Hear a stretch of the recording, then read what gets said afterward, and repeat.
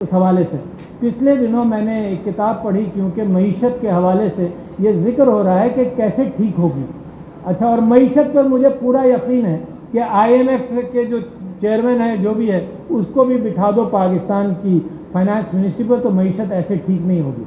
معیشت چلتی ہے لوگوں پر، لوگوں کے ساتھ انصاف نہیں ہوگا تو نہیں چلے گی. تو معیشت چلتی کیسے؟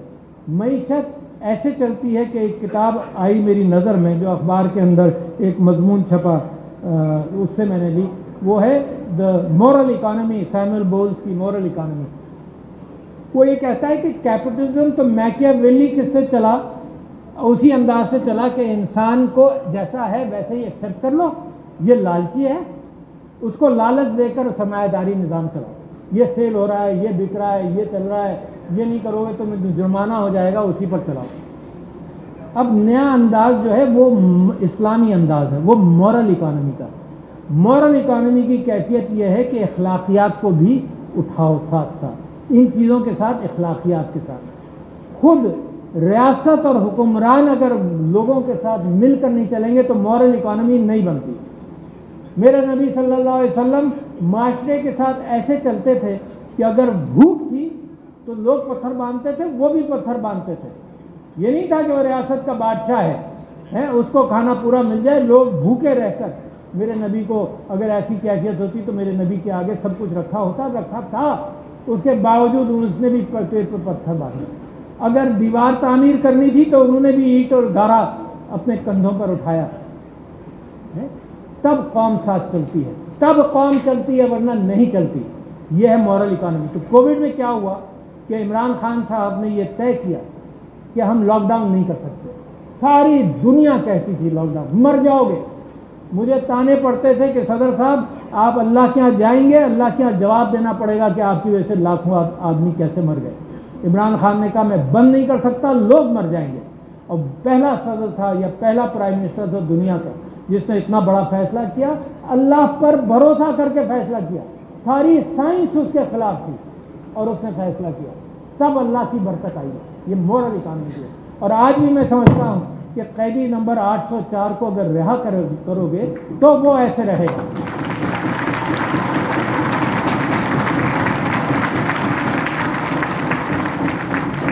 اچھا، اس کو تو میں 25 26 27 28 30 سال سے جانتا ہوں، مگر دیکھیں یہ ہوتی ہے ایک سمبولک شرکت عوام کے ساتھ، کمیونٹی کے ساتھ.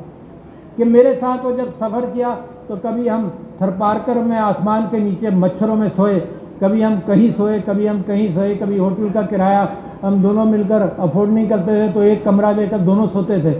اس سارے انداز سے گزرا. جب امریکہ گیا تو کسی نے 7 اسٹار ہوٹل میں ٹھہرا دیا، وہاں بھی ٹھہر گیا. مگر جب ریاست کے ساتھ گیا وہ امریکہ تو وہ اپنی ایمبیسی کے کمرے میں سویا.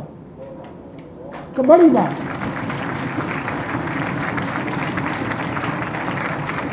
کوئی کروڑوں روپے نہیں بچا لیے انہوں نے، کوئی کروڑوں روپے نہیں بچا لیے. یہ شہباز شریف صاحب ابھی امریکہ گئے تو نیو یارک کے ہوٹل میں $5,500 کے کمرے میں ٹھہرے، ایک دن کے $5,500.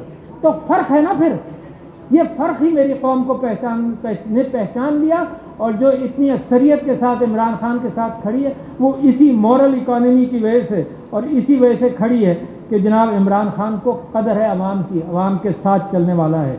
میں آپ کے سامنے یہ بات بھی رکھنا چاہتا ہوں کہ یہ بھی مت سمجھیے گا فلسطین جو ہے وہ مسلمانوں کا ایشو ہے. آپ بھول گئے ہوں گے Palestinian front for the liberation of Palestine جو تھی، اس کا قائد جو تھا وہ ایک عیسائی تھا، جارج ہباٹ تھا. وہ میری طرح ڈینٹسٹ تھا. تو یہ تو مسیحی، فلسطین کے اندر 30% مسیحی لوگ رہتے تھے، مگر یہ رنگ اس طرح سے دے دیا گیا ہے کہ یہ صرف مسلمانوں کا ہے، اور جس طرح سے ظلم و جبر کیا گیا ہے. مگر یہ جو انصاف کی کیفیت ہے اس موضوع کے حوالے سے، تو میں نے ایک واقعہ پڑھا کہ خلیفہ نے ٹیونیشیا ایک جج کو بھیجا. آج کل ججز کا بڑا چرچا ہے، جس طرح سے یعنی عجیب معاملہ ہے کہ عدل تو بھی قانون کے اوپر تو قائم ہوتا ہے. اور آپ میں سے جنہوں نے شطرنج کھیلی ہو، یہ ہر وقت بساط کے قوانین بدلنے والی کیفیت ہے کہ اگر پیادے کے آگے پیادہ ایک چال چلتا ہے، ایک اسٹیپ چلتا ہے، ایک خانہ بڑھتا ہے۔ اگر پیادے کے آگے بادشاہ نظر آ جائے 10 خانوں کے آگے بھی، تو یہ کل قانون بنا دیں گے، کانسٹیٹیوشن امینڈمنٹ کر دیں گے کہ پیادہ اس بادشاہ کو مار سکتا ہے۔ اور اگر مار دیا اور پھر اپنا پیادہ اس کیفیت میں اپنا بادشاہ نظر آئے گا تو کہے گا کوئی بھی نہیں مار سکتا، چاہے پیادہ ہو چاہے فیل ہو، کوئی نہیں کر سکتا۔ یہ تو روزانہ قانون بدلنے والے لوگ ہیں۔ آج آپ کسی چیز میں آپ آگے ہو جائیے، آپ گول بی کے اندر لے جائیں اور گول کر دیں، وہ کہیں گے یہ گول نامنظور ہے۔ کیوں نامنظور ہے؟ یہ 5 لوگوں کو مل کر کرنا چاہیے تھا، اس نے اکیلے کیسے کر دیا؟ تو ان کا تو کوئی دین ایمان نہیں ہے قانون کے حوالے سے۔ ان کو کیا عدل اور انصاف اور احسان کا پتہ ہوگا؟ تو میں ایک ذکر کر رہا تھا کہ خلیفہ نے ٹیونیشیا میں ایک جج کو بھیجا، اس نے بندرگاہ پر اپنے دوستوں کو، لوگوں کو بلایا۔ یہ ہے مسلمانوں کا عدل، انصاف اور قاضی کا کردار۔ اب اس کو آپ کمپیئر کر لیجیے گا۔ اس نے لوگوں کو بلایا، اس نے کہا کہ دیکھو 3 چیزیں میں تمہیں دکھانا چاہتا ہوں۔ یہ ہے میری عورت، میری بیوی جو میرے ساتھ جا رہی ہے۔ یہ ہے اس ڈبے کے اندر کتابیں ہیں جو میں لے جاؤں گا، اور اس گٹھری کے اندر میرے کپڑے ہیں، تم دیکھ لو، اور جب میں واپس آؤں گا تو تم دیکھ لینا۔ وہاں گئے، 7-8 سال وہاں پر رہے، پھر جب بہت بوڑھے ہو گئے، لوگوں نے کہا کہ آپ رہیں، پھر بھی قاضی نے کہا نہیں میں جا رہا ہوں۔ واپس آئے، پھر اعلان کیا لوگوں آ کر دیکھ لو، وہی عورت ہے، وہی مال ہے گٹھری کے اندر، وہی وہ کپڑے کچھ وہی ہیں، کچھ بالکل پھٹ کر ختم ہو گئے تو وہ رفو کی کرتے رہے، وہ ختم ہو گئے، وہ ہیں۔ اور تیسرے یہ کہ کتابوں کا ذخیرہ بڑھ گیا ہے۔ یہ ہوتے تھے قاضی۔ اچھا، اور یہ کہانیاں اس وجہ سے ہیں کہ مجھے اور آپ کو انسپائر کرے۔ ان قاضیوں کو، ان یزیدوں کو سب بھول گئے جو ایک ایک رات اور ایک نسل کے اندر ظلم کرتے تھے۔ تو میں سمجھتا ہوں کہ یہ جو کانفرنس آپ نے منعقد کی، یہ بے انتہا ضروری اسی معنی کر ہے کہ لوگوں کو اپنی روح، اپنی وراثت، اسلام کی وراثت کا صحیح معنوں میں احسان ہو۔ کوئی وجہ نہیں کہ میں اور آپ خاموش بیٹھے رہیں، جب میرے ملک کا آئین تباہ ہو رہا ہو تب بیٹھے رہیں۔ زین قریشی صاحب، آپ نے ذکر کیا کہ 73 میں اتنے کنسنسس سے بنا وہ آئین، مگر آپ کو یہ یاد دلا دوں 14 اگست کو یہ آئین بنا، سب نے دستخط کیے۔ 15 اگست کو بھٹو صاحب نے ایمرجنسی لگا کر دوبارہ فنڈامنٹل رائٹس بند کر دیے، اور جب تک ان کی حکومت رہی انہوں نے فنڈامنٹل رائٹس نہیں کھولے۔ یہ بھی یاد رکھا جائے۔ اور پھر آپ نے بھی پارلیمنٹ کا ذکر کیا۔ میں آپ کی پارلیمنٹ کی عزت کرتا ہوں، مجھے بالکل قرآن کے ورقے کے اندر کوئی کتاب دے دی جائے جو قرآن نہیں ہے تو اس ورقے کی عزت کروں گا، اس جلد کی عزت کروں گا، مگر کنٹینٹس جو ہیں جو قرآن نہیں ہوگا اس کی عزت تو نہیں کر سکتا۔ اس وقت پارلیمنٹ فارم 47 والا پارلیمنٹ ہے، کیسے عزت کروں میں؟ یہ دھاندلی والے لوگ ہیں، یہ زبردستی جھوٹ بول کر آئے ہیں۔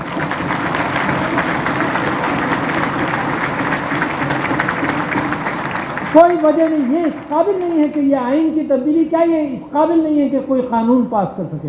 جنہوں نے آپ کو امانت نہیں دی ہے، جو جھوٹ کی بنیاد پر، جو قسمیں جھوٹ کی کھا کر آئے ہیں، ان کی عزت کیسے ہو سکتی ہے؟ اور میں صرف اس خاطر عزت کروں، جیسے میں آج کل یہ سوال بھی کر رہا ہوں، میں یہ سوال کرتا ہوں، اگر قاضی القضات ہو تو اس سے کرو کہ جی پولیس کے متعلق آج مجھے یہ پتا ہے کہ وہ میرے گھر میں گھسیں گے، چیزیں توڑیں گے، چوری کریں گے، یہ پولیس کے متعلق مجھے یقین ہے۔ عورتوں کے دوپٹے کھینچیں گے، عورتوں پر ظلم کریں گے، بچیوں کے ساتھ بچیوں کو ظلم کرتا ہوا دکھائیں گے۔ اگر پولیس میرے گھر میں آتی ہے تو میں کیا قانون کی پابندی کروں اور یہ کہوں کہ مارو، جو چادریں چھیننی ہے چھینو، کیونکہ میں نے اگر تمہارے پر ہاتھ اٹھا لیا تو میں قانون کی خلاف ورزی کروں گا؟ یہ مسلمانوں کیا تو کبھی نہیں تھا۔ میں اپنا حق خود روکوں گا، اور عدل و انصاف کا اور وہ ڈسپلن کا اور وہ کیفیت کہ مسلمان ہاتھ روکتا تھا۔ حضرت علی کا مشہور واقعہ کہ جناب اگر وہ کسی کافر کو جنگ میں مارنے جا رہے تھے، اس نے تھوک دیا تو غصے کی وجہ سے مارنا ان کو گوارا نہیں تھا، انہوں نے اپنا ہاتھ روک لیا۔ وہ حضرت عمر کا مشہور واقعہ پرائیویسی کے متعلق، آج یہ آڈیو ریکارڈنگ کر کے سب کو سناتے ہیں، ان کو شرم نہیں آتی۔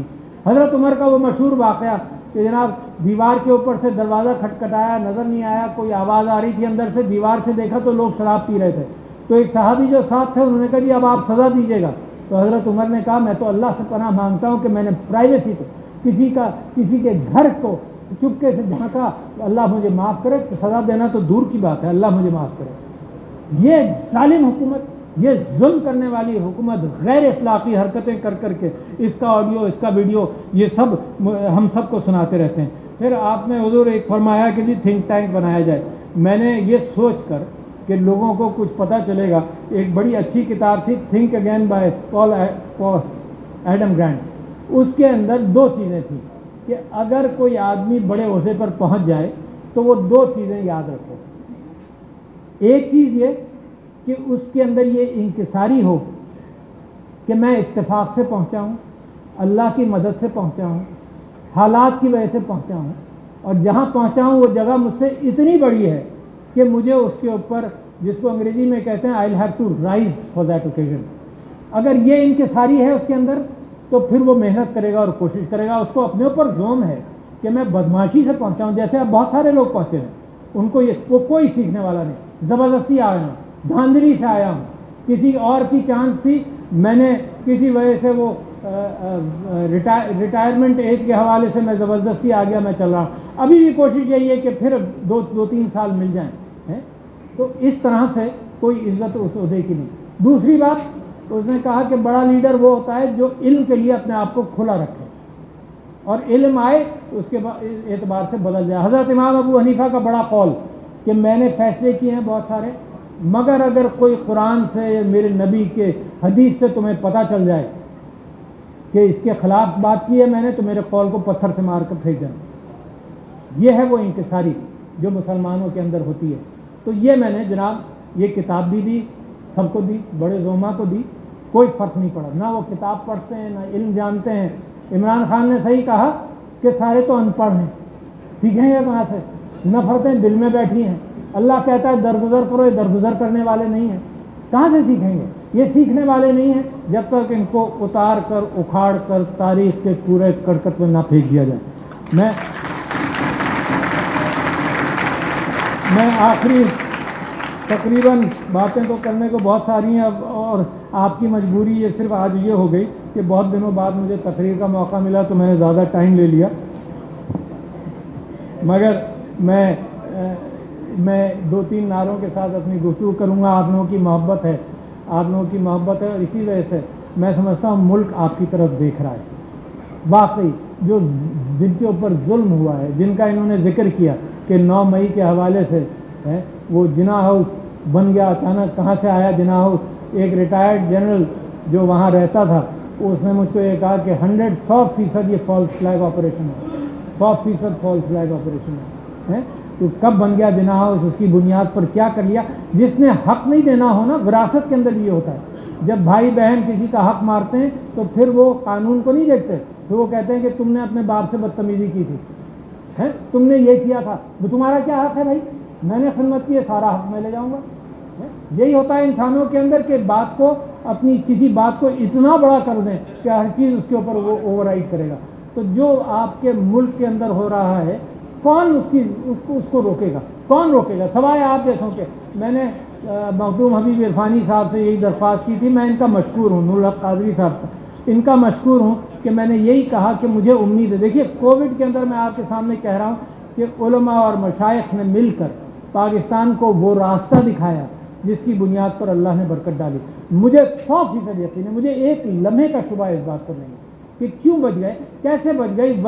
وہی ماحول، وہی جینز، وہی رنگ، وہی آبادی، وہی کیفیت آب و ہوا کی، مگر پاکستان کے لوگ بچ گئے۔ تو یہ اللہ کی رضا کے بغیر تو نہیں ہوا، اور رضا کیوں آئی اس کو بھی تلاش کر لو نا، صرف انسانی ہمدردی میں۔ یہ بیچارہ یہ پناہ گاہیں کھولتا رہا لوگوں کے ساتھ، پناہ گاہوں میں کتنے لوگوں کو کھانا ملا ہوگا، مگر جو اسپرٹ ہے اور جو کیفیت ہے ریاست مدینہ والی وہ اس نے کی۔ اور آپ کو آخری بات یہ بتا دوں کہ ریاست مدینہ 1999 میں ہم نے بیٹھ کر یہ طے کیا کہ پاکستان کیسا ہونا چاہیے۔ 3 روز کے بعد 4 الفاظ کے اوپر طے کیا پاکستان تحریک انصاف نے اور عمران خان صاحب نے، اور ان کی بات بھی میں آپ کو دہرا۔ پاکستان ہم ایسا چاہتے ہیں کہ جدید اسلامی فلاحی ریاست بنے، اور ہر لفظ کو ڈیفائن کیا کہ اسلامی فلاحی جدید ریاست کس کو کہتے ہیں، اور اس اعتبار سے ریاست مدینہ آئی۔ اچھا، اور پھر ہمارے ہاں کچھ سیکولر لوگ بھی تھے، تو سیکولر لوگوں نے اس کے اوپر اعتراضات کیے جب بحث لمبی ہو گئی تو خان صاحب نے یہ کہا کہ بھائی اس میں میں اٹل ہوں، جس نے ساتھ چلنا ہے ساتھ چلے، جس نے نہیں چلنا وہ رہ جائے، ہمیں اس کی فکر نہیں ہے۔ اور وہ کمپیشن ہے، وہ محبت ہے، لوگوں کی سمجھ میں نہیں آتا۔ جو ننگے پیر مدینہ میں گیا، یہ وہ محبتیں ہیں، ہے نا، یہ اس دکھانے کے لیے گیا، یہ وہ اسپریچول ہیں کیفیات جس پر عمران خان صاحب عمل کرتے ہیں۔ تو آخر میں ایک تو آپ کو خود ہی معلوم ہوگا کہ اس نعرے کا جواب کیا ہے، تیرا یار میرا یار، کیا بات ہے، سب کو نعرہ تکبیر، نعرہ رسالت، نعرہ حیدری۔ السلام علیکم۔